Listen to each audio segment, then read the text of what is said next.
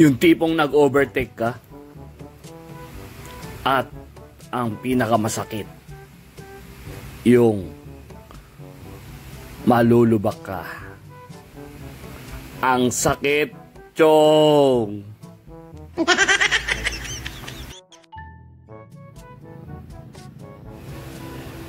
Yung ngingitian ka na lang ng gulong mo pag tinignan mo, katulad nito.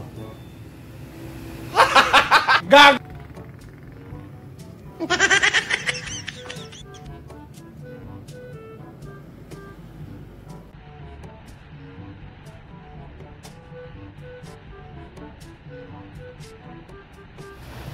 Go Variety Vlogs, motoristang gala.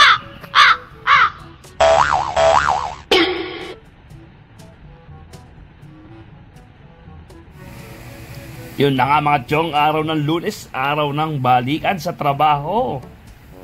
So nandito tayo ngayon sa kabaan ng Herona Tarlac. So malapit na tayo sa Victoria. So kung makikita naman ninyo mga chong, napakadilim ng daanan dito. Kaya talagang medyo mababawasan ang iyong paningin sa kalsada. So binabaybay ko tong kabaan, papalapit na ako sa Victoria Tarlac. So dito banda sa area na to, yung kalsada rito ay may mga medyo lubak-lubak, may butas-butas kasi ispalto nga yung kalsada rito.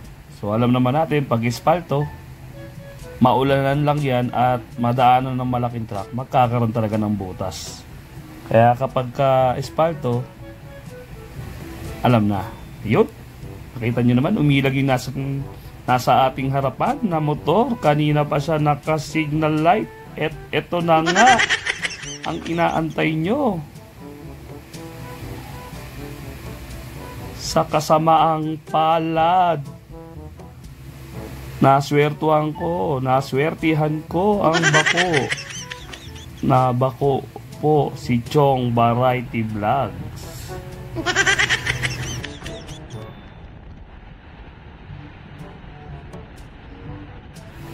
Sa dilim ba naman ng kalsada, talagang hindi ka makakapag-react agad.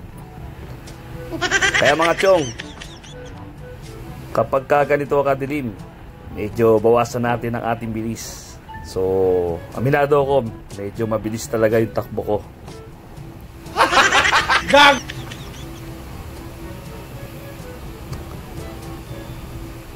Sa kagandahan ng pagkakataon, ayun, nakasabay ko po ang aking katrabahong si Joel. Shout out kay Joel Castillo, ang ating katrabaho. So taga Icab, Nueva Ecija yan. So dyan siya lumalabas sa may kanto ng Victoria Tarlac. So meron tayong kasama pabalik ng Olongapo. Sa kagandahang palad, meron tayong kasabay. Masarap bumiyahe kapag may kasabay.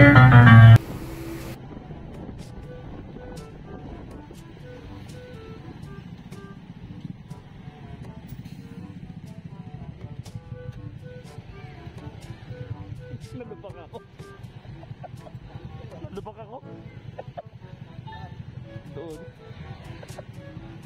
Bilis eh.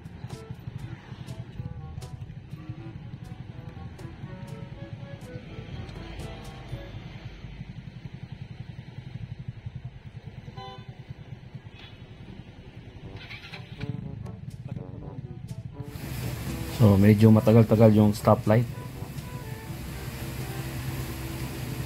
So mahirap naman siyempre umandar ng naka-red. Huwag mong subukan. Delikado yan. Masisira ang buhay.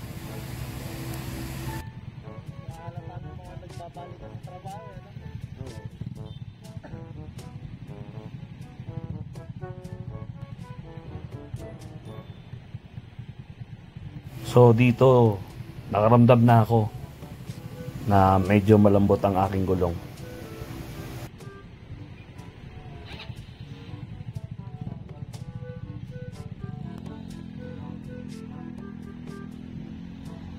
Yun, let's go! So yung isip ko, tubeless naman yung gulong ko, kaya okay pa. Gag! Tuloy-tuloy lang ang arangkada.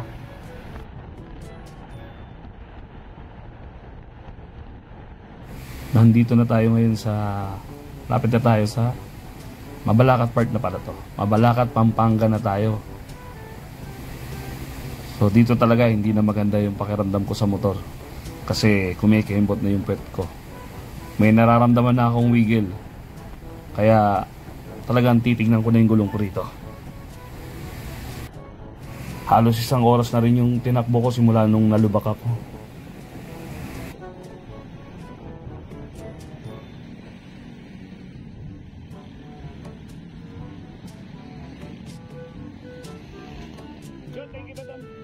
Titignan ko lang, medyo may ano.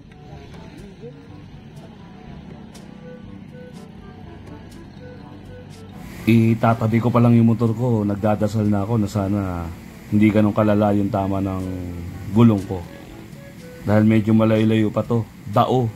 Hanggang Olonga po, nasa lagpas 1 oras pa yung biyahe ko nito. At yun na nga, sa kasamaang palad, eto,